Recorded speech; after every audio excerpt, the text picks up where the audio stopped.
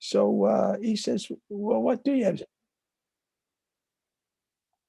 Uh, so what he says is, what what what's anybody got? And he says, well, there's this kid here. He has 7 loaves, and he's willing to give them to us, uh, to give out. Now, notice the boy is not selfish, but he's not delusional either. What he does is he trusts. He says, I will give my 7 loaves. Now, if there was no trust, he would have said, my 7 loaves aren't going to help all these people, so I'll just keep them. In other words, I can't solve the problem, so I won't do anything. And this is when you're getting transformed, which I think will come with this meditation, based on whatever you do, however you do it. But what happens is, so we use the example of the boy. The boy has trust. Now, I said a little while ago, we are trying to turn our will and our lives over to the care of God. Well, if you have no trust, you're not going to do that, because as soon as things don't seem to go your way, you're pulling back, or you're not getting what you want, you're pulling back. So it's a constant battle. Turn it over, take it back. So this kid has trust, and he has some hope. So he's listening to Jesus, that's what he's talking about. And so he gives it over, and it bears fruit. All these people get fed somehow, with this little trust. Now, maybe everybody else has trust too, and they start sharing whatever they got hidden in their cloak. Who knows? But it works. Whereas, what was the apostles, Jesus, chosen? They said, we don't have enough, so we're doing nothing. Or if they had done anything, they would have done it out of shame or guilt, which are 2 reasons why people often do good deeds. You shame them or make them feel guilty enough. So they do it, but that doesn't transform you. All it does is build up a resentment. So this kid had trust, and this is what Sundar is saying. This is the kind of stuff that'll happen with a deeper spiritual life, with a deeper meditation. You're going to start trusting. And of course, then he goes, I mean, he was poor. So as a sadhu traveling around, he has wisdom, but no money. He's a beggar, but he doesn't feel badly about being a beggar. He's not looking for more. He says, that's just the way it is. I beg, I get enough to get through today. Tomorrow's another day. The last anybody saw of him, he was about 40 years old, walking off into the Himalayan mountains. They never saw him again. Now, did he die in a storm? We don't know. He might have just gone to a cave and been a hermit the rest of his time. In any case, he can very easily look at what he calls fleeting pleasures. Or as we say in our scriptures, you can't serve both God and mammon. You're going to love one, hate the other.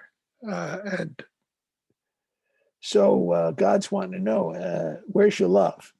Where's your love going to be? And I think we have to practice a prayer of meditation each day, of letting go of our thoughts and letting go of our words and opening ourselves to the presence. Otherwise, the pleasures are just going to keep grabbing hold of us, because strong connection. So, and what he says is so true. He says, fleeting pleasures. All right, we can figure out what that is in each of our lives. Fleeting pleasures lead to forgetfulness to pray. Duh. I find this, of course. And now we don't have TV here. We don't have radio here. We don't have newspapers. So that cuts down on the choices you can have. But fleeting pleasures, you say, I'm going to do this instead of, or I'll pray later. The way we don't feel so guilty and ashamed is we say, I'll pray a little later, God, but right now I'm going to do this. Right now I'm going to do that. And you never get around to prayer. So you just got to make your choices. If you're going to do a practice, you got to commit. And of course, you'll say, I try, but I don't do it every day, or I backslide. Well, there's another chance for humility and a sense of powerlessness and say, Lord, without you, I'm hopeless. Help me to get over my this fault of always seeking first these fleeting pleasures that take me away from you. Now, uh, one of the things that's going to happen in this deeper meditation, Thomas Keating calls it the unloading of the unconscious. But let me make it a little more earthly. What happens in the prayer is God will point out your faults. And I think if that's what you read in a book about contemplation, that might turn you off, except when you don't think you have many faults. So what happens is, people think, I'm going to meditate, get this great feeling. And I mentioned distractions. Well, the other thing you're going to get at some point, probably pretty early on, is God's going to point out all the stuff that's getting in your own way, your faults and your failings. And I don't mean an occasional fault. I mean bad habits, things that you do over and over and over again to show how weak your will is and how powerless you are. And God's going to point out stuff to you that you didn't even notice before.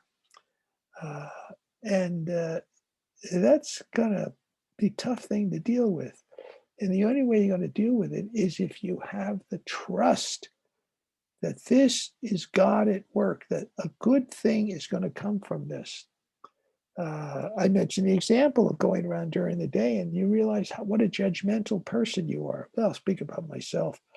I don't think I'm very judgmental until God reveals to me, yeah, you're pretty judgmental. How do I get that? Because as I go through the day and have an attitude towards somebody, I realize that's a judgment. Before I just thought they were idiots, and I'm assessing the situation as this is reality, when in fact I'm just judging them.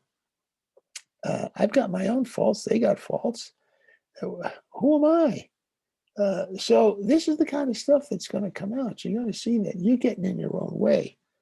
And what Sundar calls, he says, the true condition of the soul.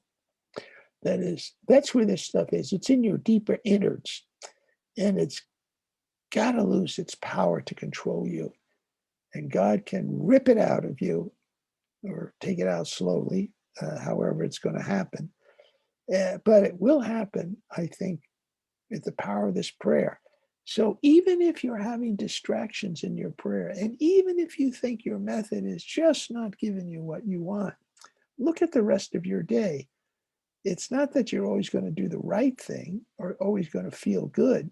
It may be that you'll be realizing some of your faults that you didn't know before, or you knew them, but you didn't know the extent of them. That's the prayer at work. This is a long journey, this transformation. And another thing that he says, is Sundar says, is going to happen, and Francis I, my Pope, tends to agree, is indifference.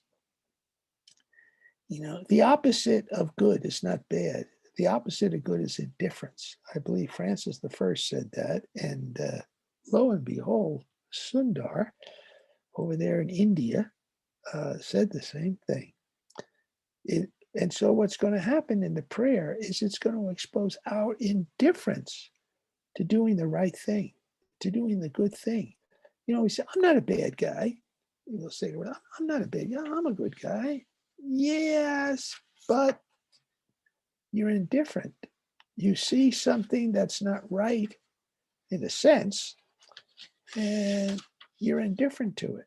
So it's not so much that you judge somebody, you're just indifferent. You're indifferent to the suffering in the world. You don't cause the suffering, that would be a bad thing, but you're indifferent to it. And this will get pointed out to you, I think, in your prayer, that you don't seem to do anything to help. I said, I'm not making it worse. You see a suffering person, you say, I didn't make them suffer, and I'm not making it any worse, but you're indifferent. You're not drawn enough to try to do something for them. Or you may say, I don't know what to do. Well, maybe if you keep it this prayer, God will reveal to you a little bit more of what to do that will be helpful to this particular situation. Even if you never see that particular person, you'll see another one in that situation. And one of the things that brings about indifference, and I think that my Pope would agree to this, as well as Jesus Christ, is we don't have gratitude for what we do have. There, but for the grace of God go I, is a good phrase to keep in mind. That you got a couple of breaks in your life that you didn't end up like this other person. So indifference exposes our lack of gratitude. Grateful for what I have, and maybe I have it so that I can be of service to another person who doesn't have it. This would be right out of Alcoholics Anonymous, if you will, or any other recovery program. If someone walks down the street and they see a drunk and they're an alcoholic in recovery and they're indifferent to the drunk, if they don't have the gratitude, they could be that drunk, except for the power of God and them working their 12 steps. And so maybe they ought to try to do something for that drunk. Who knows? But without gratitude, we probably won't get over indifference. That's what Sundar says, and I have a tendency to agree. So I have to remember that even my faith, although I'm not saved by faith, if you will, even my faith is something I need to be grateful for. When I wake up in the morning, one of the first things I do is say, thank you, God, that I believe in you. Not only that you exist, but that I believe in you, and that I have a chance for your power to work in my life today. May I not screw it up. And then a couple of other prayers, and then I'm ready to get up and get rolling towards my meditation, if you will. So what can get exposed also is our anguish. What does that mean? It shows us that we're really pilgrims. Talk about fleeting. We are pilgrims. We're on a journey. It's going to come to an end. That's called death. So we're on a journey in this world. We're pilgrims, but we're not just walking about mindlessly. A person in a spiritual path realizes that they're going someplace. They're on a journey. And everybody and every situation that comes into their life in that journey, that pilgrimage, could be God trying to get in touch with them. You're trying to get in touch with God in your half hour. Well, God's trying to get in touch with you all day, and is doing it various different ways. So we're pilgrims in this world as we walk about and go about doing our agenda. God's agenda may pop up, and it's usually the something that we didn't expect, the unexpected, if you will. So we don't want to look at that anguish, but in the prayer we'll begin to look at it. We'll say, God, yeah, I'm on a journey here, and I've got just limited amount of time. So our fleeting pleasures are not going to change the journey, in the sense that it's going someplace and it's got an end time to it. And what a lot of us do is we try to get all these fleeting pleasures so we don't have to look at our limitations. All is passing. So prayer can actually be a comfort, but it's a comfort, as Sundar says, if we feel the affliction in our life.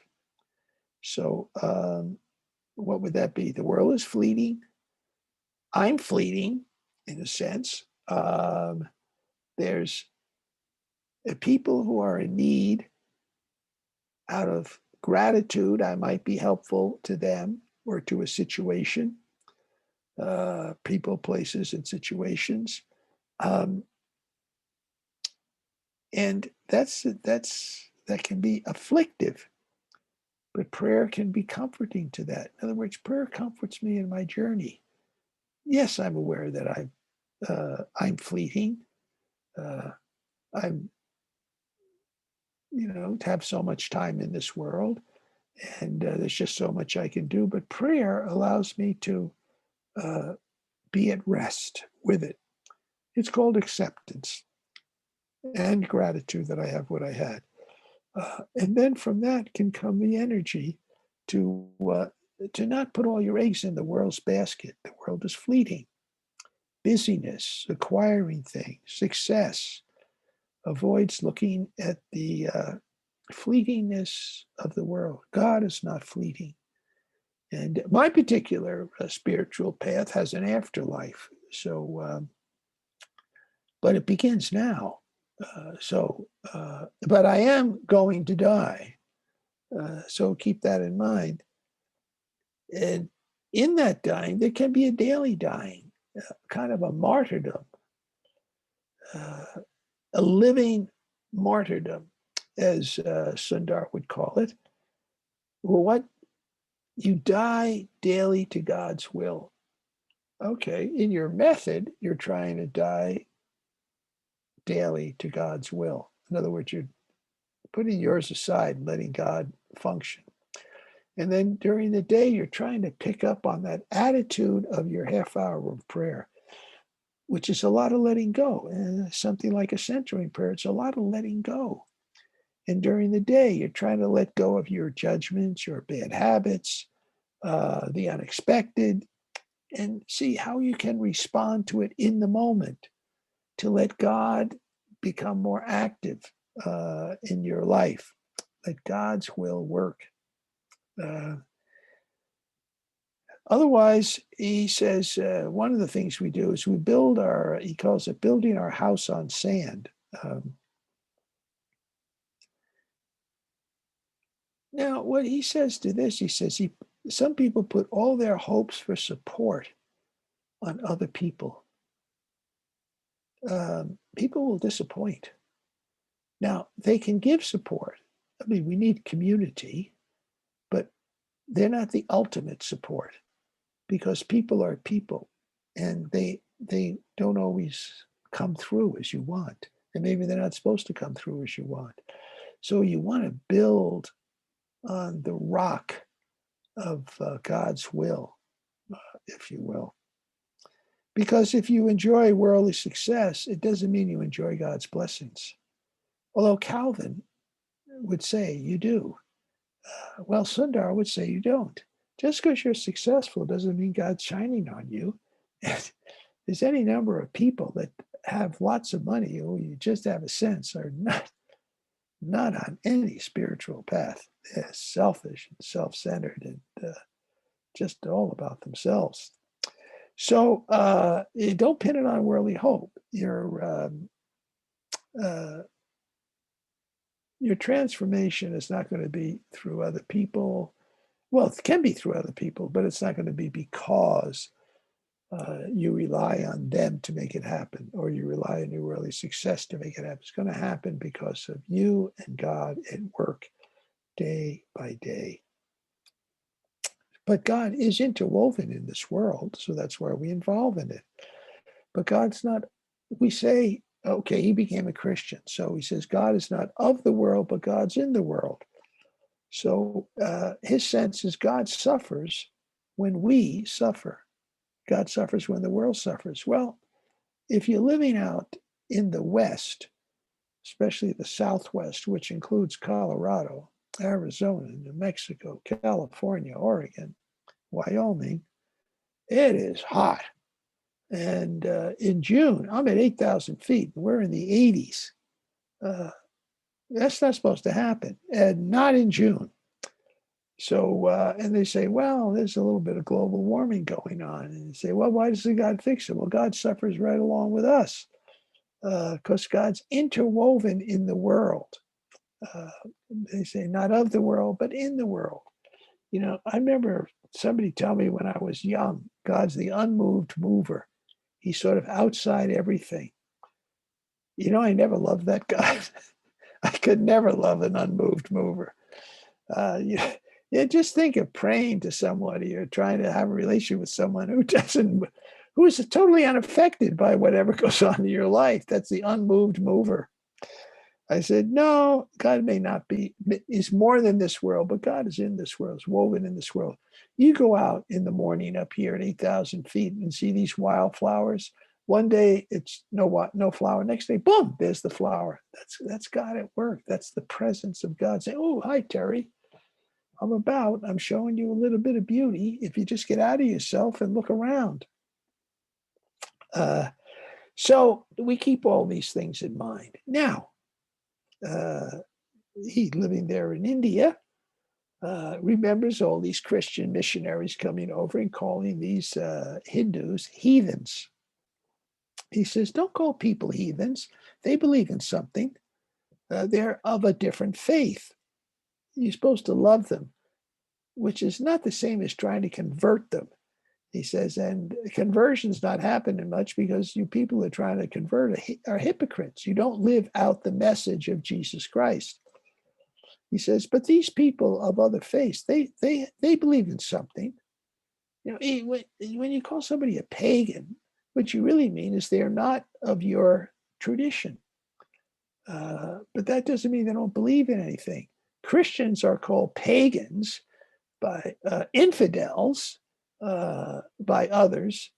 And we would say, no, we have the right faith. Oh my gosh, we have a faith.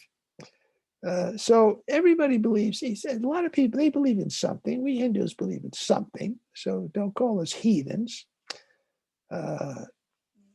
And he says, by the way, getting to, as I look at Christianity, he says, if you're a mere worshiper, I'll parse that in a minute, a mere worshiper will not advance your spirituality very much.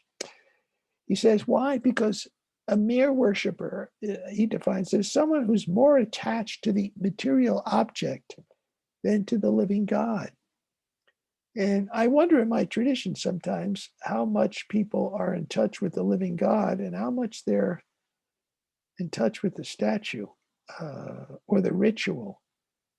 In other words, the thing that the material thing that is supposed to help us get in touch with God sometimes becomes the focus and not God because, well, he said, well, I don't know, which am I? I says, well, it depends. Do you want God's will? Are you praying to the God in the thing to give you what you want?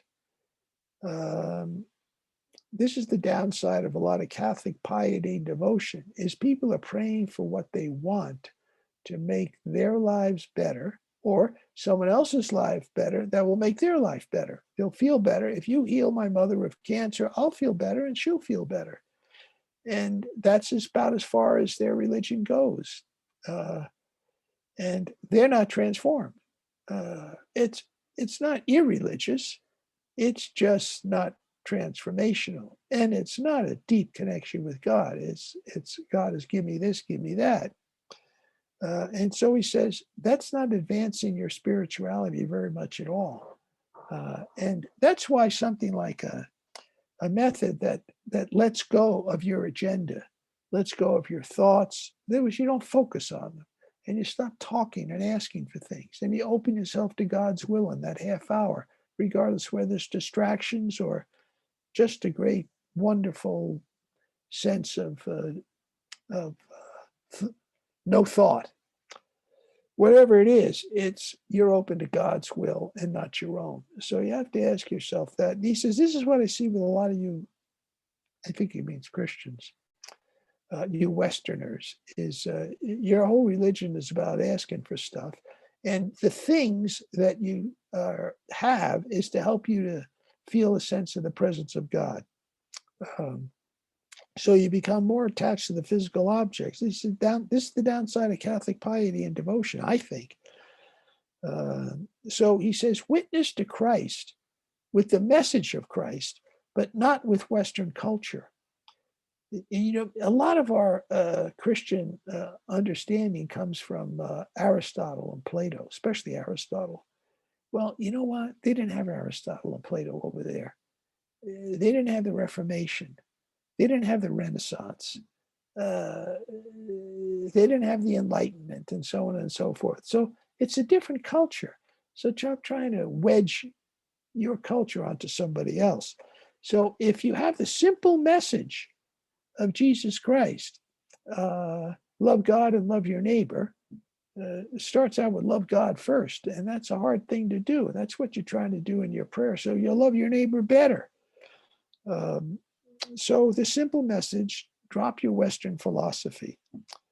He did actually come to the United States. He did come to the United States. He was in England. He was in Oxford. The guy traveled. He says, America has lots of Christians. I mean, yeah, big Christianity over here. But that, he says, the Christianity that he sees, the one that I've been explaining, the rituals and the things, he said, it doesn't address the spiritual needs of the people. Why were so many people coming to listen to him when he was in the United States? Why did he get invited there? Because he had a message, and people were coming because they weren't finding enough of it, either in their preachers or in the rituals that they were practicing or in the dogmatic formulas about God. They said it wasn't getting to the depths, which is why I think, as I look back on the whole Cistercian tradition and Thomas Keating, Thomas Merton, Basil Pennington, and William Menninger, for instance, just to mention 4 Trappists. This is, I live in a Trappist monastery. They were trying to develop a method, a way to help people connect to the deep contemplative tradition of Christianity that had somehow been lost as people got all tied up in rituals and dogma and rules and statues and holy cards and devotions and pieties, words, words, words, thoughts, thoughts, thoughts. And yet there was this hunger from people who were dropping out of Christianity saying, we want something. And we've read about it in Zen. We read about it in Hinduism. We read about it in Buddhism. We read about the Tao and we're attracted to it. And he says, well, we have it right here. It's in our tradition. So they were trying to teach, and they named it Centering Prayer. Any case, so he says, stop examining the spiritual truths like they're a bunch of dry bones. He says, what you want is to get into the marrow, the food. And you can look at that in terms of a method that you might be using. The methods of prayer are like the can. The food's what you want. Food's inside the can. The can's to help you get to the food. So don't focus on the can. You want to get to the food. So if you're all focused on your method for your whole half hour, it's going to be pretty boring. So what I try to do is I just use it in the beginning, maybe return to it now and again just to refocus me. But otherwise, I don't pay attention to it too much anymore. You want to get to the marrow. That's what you're trying to do. And I think that's what we're trying to do when we read our scriptures. You read them slowly, you read them over 2 or 3 times. Now, he calls contemplation, I'd like this one. He says, you're in the chamber of silence. And the chamber of silence is where God is at work. So think of God's got a workshop. And the workshop is silence. And if you can get into silence, then God can really work. Well, how do you get into silence? Well, you stop talking, for one, and you stop paying attention to your thoughts. And you say, well, I'm still, but I'm aware, I'm conscious of myself doing this. Okay, so you're self-conscious. Thomas Merton says, you're still self-conscious. That's not contemplation, but you're moving in that direction because you're not paying attention to your thoughts and you're not talking. So it's a lot more silent, and God can do a lot more work. Contemplation is a gift of God. All your method is going to do is allow you to get a deeper meditation, but it opens you to the chamber of silence where God can work. And if God wants you to be a contemplative time here and there, you're going to drop into that deep place where you're not even aware that you're sitting there, but it'll affect you deeply the rest of the day. So what you want to do is experience this presence that I call God beyond human comprehension. Human comprehension is thoughts, thinking, examining, turning over in your mind. But it is an experience deeper than all of that. You'll have an experience. So an experience, you are still somewhat self-conscious. There's something even deeper when you're not even self-conscious. And when you get there, there's no words for it. But when you have this experience of a presence beyond thoughts and beyond your thoughts and words, it really is a proof of God's existence. How do I know God exists? I've experienced the presence in my mortal body. To end up with this before we take a short break, is he says, those who are in continual fear of hell, well, that would be my tradition, would they try to bribe God so that they won't be punished for their sins. It's the downside of what we call indulgences, or the doing of good deeds to lessen your time of punishment. It is someplace along the spiritual path, but it doesn't have a whole lot of depth, and it certainly isn't mystical. And a lot of people get involved; they get consumed by a desire for peace and joy. Oh, I want to practice peace. I want to practice a prayer that gives me peace and joy. That's your selfish desire. In my tradition, the last anybody saw of Jesus was dying on a cross before he was resurrected. Uh, you know, that wasn't peace and joy. But he says, "Come follow me." Uh, so you've got to surrender your comfy images of God, and surrender your selfish desires if you want to follow Jesus. Well, I say, I don't know if I want to do that yet. Well, why don't you practice a deeper prayer and maybe you'll get there. So it's okay if you start out thinking whatever your religion is. I mean, Christianity for me, you think it's going to make you feel better, give you a little bit of happiness and so on and so forth. Well, okay, it's a start. I said in the beginning, pray from where you are. So start from where you are. But if you start practicing this deeper prayer, you will begin to move off of your own desire for peace and joy. That's why I think God sometimes just gives us a lot of distractions, because we're too hung up on feeling good after our half hour. We have to worship God for God, not for what we're going to get. So let go of what you want to get, and maybe you'll just love God for God. I mean, that's a long way down the path, loving God for God, not for what you're going to get from it. And being poor, he looks at the poor and he says, the poor may be more content than those who are ridden with worries and needs. In other words, their needs are very small. They're trying to get through the day, something to eat, something to drink. And somebody who has a lot of things is always worried about losing them or getting more things. So a loss or a lack of earthly riches and honor may be a way of emptying your heart that's stuck on mammon and make room for the real and abiding treasure. So sometimes people lose things and their whole prayer is to get them back. But maybe it was God's will that they lose them. I know I was fired once. It was one of the best things that ever happened to me. But I didn't think so at the time. But God was at work. So be careful when you try to get God to give you things back. It may be that thing that you want back was getting in the way. And so you may have trials, and they may make you aware of a need for a deeper inner peace. A lot of people say, I have a trial and I'll solve this trial, this suffering in my life, by getting something, getting a thing,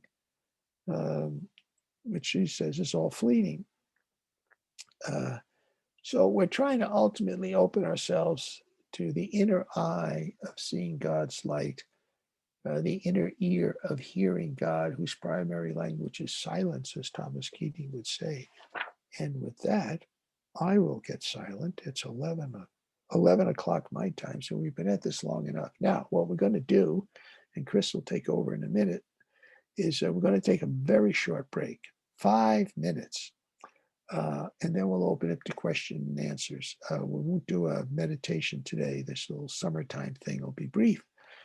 So 5 minutes. It's 11. What did I say? 11:05. Chris, where'd he go? He Yes, left. yeah. 11:05 is work. Perfect. Okay. And if you want to support me, he'll throw up something on the board. You can send it to the monastery here, or you can send it to Venmo. I'm Terry-Ryan-25 on Venmo. I send a check to the monastery to help me to stay solvent and pay my bills. Okay, 5 minutes. See you in a little bit.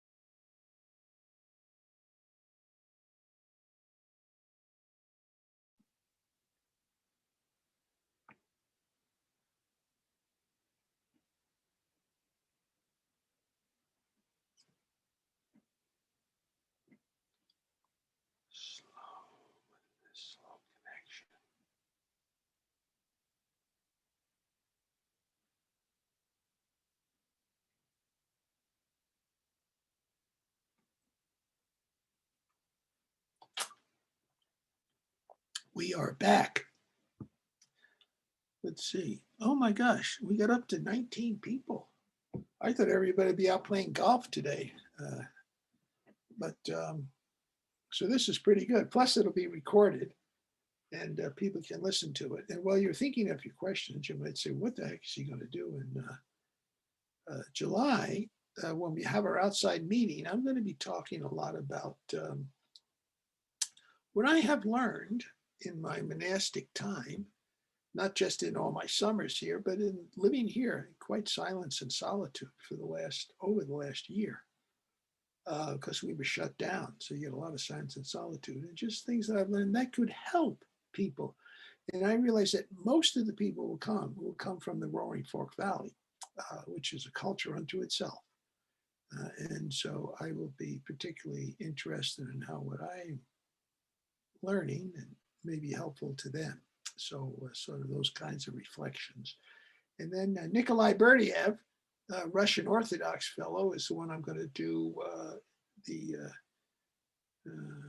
2 Saturdays in July after we do this live one.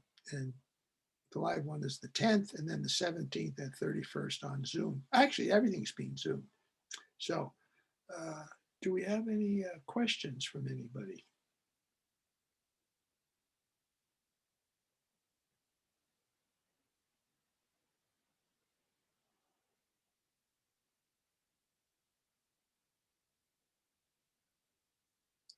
Okay, well, looks like we may not have any questions.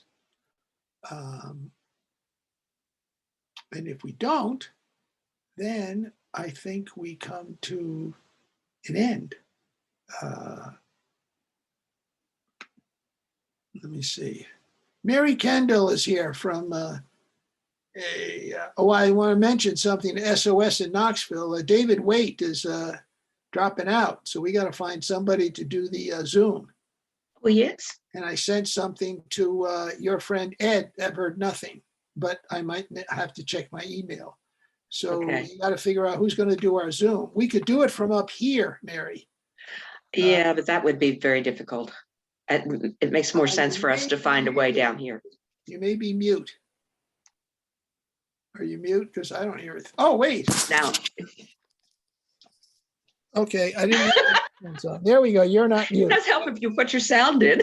Yeah. Oh, I have to Yeah, check and I find. hadn't out heard the about question. that yet. Okay. All right. All But right. it makes Now, more sense for us to find a way down here. okay. Now let me.